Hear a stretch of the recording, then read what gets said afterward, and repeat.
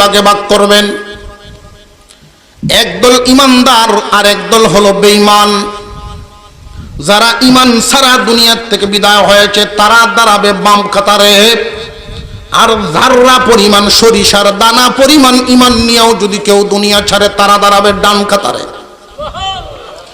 এই যে দুই দল হয়ে গেল, এক দলকে আল্লাহ পাক রব্বুল আলামিন বলবেন চিরস্থায়ী জাহান্নামী, জীবনে কোনোদিন জাহান্নাম থেকে আর মুক্তি পাবে না। বেঈমান কাফের হইয়া আল্লাহ মানে নাই, বেঈমান কাফেররা দুনিয়া ছাড়বে, দুনিয়ার থেকে বিদায় হবে, চিরস্থায়ী জাহান্নামী হবে, কোনোদিন মুক্তি পাবে না, শুধু জ্বলবে আর জ্বলবে। ইমানদার মুসলমান সরিষার দানা পরিমাণ ইমান নিয়েও যদি দুনিয়ার জমিন ছাড়তে পারে, আল্লাহ রব্বুল আলামিন ওই মানুষগুলোকে ডান কাতারে দাঁড় করাইবেন। ফেরেশতা খাদিম ঘোষণা দিবে, চিন্তার কোনো কারণ নাই, চিরস্থায়ী জাহান্নামে তোমরা যাইবা না, চিরস্থায়ী জাহান্নামে যাইবা না, তোমরা সব জান্নাতে যাইবা। সুবহানাল্লাহ। তবে আফসোসের ব্যাপার আছে, ইমানদার হইয়া দুনিয়ার থেকে বিদায় হইলেই সবাই একসাথে জান্নাতে ঢুকতে পারবে না। কেন একসাথে ঢুকতে পারবে না? যে ইমানের হালত তো সবার সমান না। সবার ইমানের হালত সমান না বেশ কম আছে? আর একটু জোরে কর।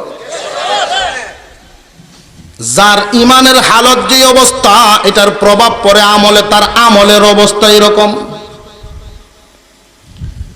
যার ইমান যত মজবুত তার আমলও তত মজবুত। যদিও আমরার সমাজ উল্টা চলে, সমাজ উল্টা চলে না। যে ব্যক্তি নামাজি বেনামাজি নামাজিরে গাইলে কয় তোর ইমান ঠিক নাই। জোরে কর।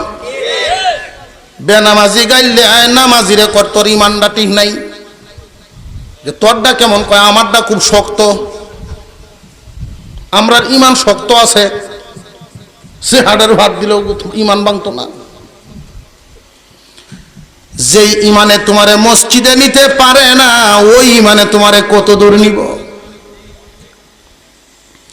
মুসলমান ইমানদার ভাইরা আমার, কিয়ামতের কঠিন ময়দানে আল্লাহ পাকের ফেরেশতায় ঘোষণা দিবেন, তোমরা চিন্তা নাই, চিরস্থায়ী জাহান্নামে তোমরা যাবে না, তোমরা সবাই জান্নাতে যাবে। তবে একসাথে যাইতে পারবা না। কমপক্ষে তিনটা দল করা হবে। ওই সময় কিয়ামতের কঠিন ময়দানে সমস্ত মুসলমানদেরকে কয় ভাগে ভাগ করা হবে? আরো জোরে। তিন ভাগে ভাগ করা হবে। একদল মানুষকে আল্লাহ পাক বিনা হিসাবে জান্নাত দিয়ে দিবেন। আর একদল মানুষকে মহান মাওলা কারীম খুব সহজ হিসাবে জান্নাত দিয়ে দিবেন। আর একদল মানুষের জন্য হিসাবটা খুব কঠিন হবে। আর যাদের জন্য হিসাব নিকাশ কঠিন হবে তাদের বিপদের শেষ নাই।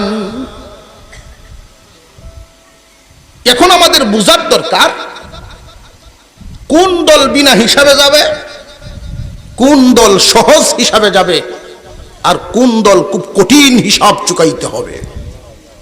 কথা বুঝে আসতেছে আপনাদের? ইমানদার মুসলমান সবাই ইমানদার। যে নামাজ না হলেও কয় শক্ত ইমান, এরাও ইমানদার, কাফের না। আল্লাহ তো মানে। জোরে কর। সিকিউরিটি ক্লাস আমার ডর হয়ে শেষে ওয়াজ করলে এই কামটি করণ লাগে। আপনারা দরিদ্র রহম লাগবো, ঘুমো বাঙ্গায় রহম লাগবো, আবার আমার কোরআন হাদিসের কিন্তু কথাও তো শোনাইছি। আজকে আইছি আত্মীয় বাড়ি, আপনারা তো জানো নি সবাই। আমরা সুরতা বাহুরে লই আইছি।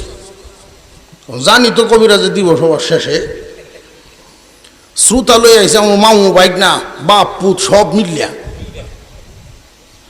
যদি দেখা যায় শেষ রাতে কেউই তাহে না, আমরা যাতে অর্ধ চালাই যেতাম পারি। দেখা যায় যে না, আলহামদুলিল্লাহ আপনারা আসেন, আপনারা ভালো মানুষ। আল্লাহ আমাদের বসাকে কবুল করেন, আমরা বলি আমিন। মুসলমান কয় প্রকার? আরো জোরে। গুনাহগার মুসলমান, পরহেজগার মুসলমান, ওলি মুসলমান। গুনাহগার মুসলমান আল্লাহ মানে কিন্তু গুনাও করে, আল্লাহ মানে ঠিকই কিন্তু আল্লাহর বিধান মানে না। এমন মুসলমান জমিনে আছে না নাই? সংখ্যায় কম না বেশি? একদল ইমানদার গুনাহগার মুসলমান, আরেক দল ইমানদার পরহেজগার মুসলমান, আরেক দল ইমানদার আল্লাহর ওলি মুসলমান। পরিচয়টা দেই। গুনাহগার মুসলমান তাদেরকেই বলা হয় যারা আল্লাহ মানে, কোরআন মানে, সব হাদিস কোরআন হাসর নসর সব মানে ঠিক কিন্তু পালন করে না। আরেক দল হইল যেমন মানে এরকম পালনও করে, যদি হালাল পথে সুযোগ পায় টাকা কামায়, হালাল পথে সুযোগ নাই টাকাও কামায় না। হালাল পথে 1 কোটি টাকাও যদি কামানো যায়, জায়েজ আছে না নাই? একটু জোরে কর। কিন্তু হারাম পথে 5 টাকা, আরো জোরে, 1 টাকা। হারাম পথে 1 টাকাও জায়েজ নাই, কিন্তু হালাল পথে কোটিপতি হওয়ার জায়েজ আছে না নাই? গুনাহগার মুসলমান তারা আল্লাহর হুকুম আহকাম সমস্ত কিছু বিশ্বাস করে কিন্তু পালন করে না। আর পরহেজগার মুসলমান তারা যেমন বিশ্বাস করে এরকম পালনও করে। সারাটা জিন্দেগি হালাল পথে থাকার চেষ্টা করে, হারামকে হালালের সাথে মিশায় না। প্রয়োজনে উপবাস থাকবে তবু হারাম খাবে না, প্রয়োজনে 50 টাকা দিয়া বাজার করবে তবু সুদ খাইতো না, প্রয়োজনে বাজার না করিয়া বউ ফুলাবানরে বুঝ দিয়া লইয়া থাকবো তবু কোনোদিন ঘুষ খাইতো না, আরেকজনের মাল লুন। জীবনে কোনোদিন অন্যের মালের প্রতি লোভ করবে না।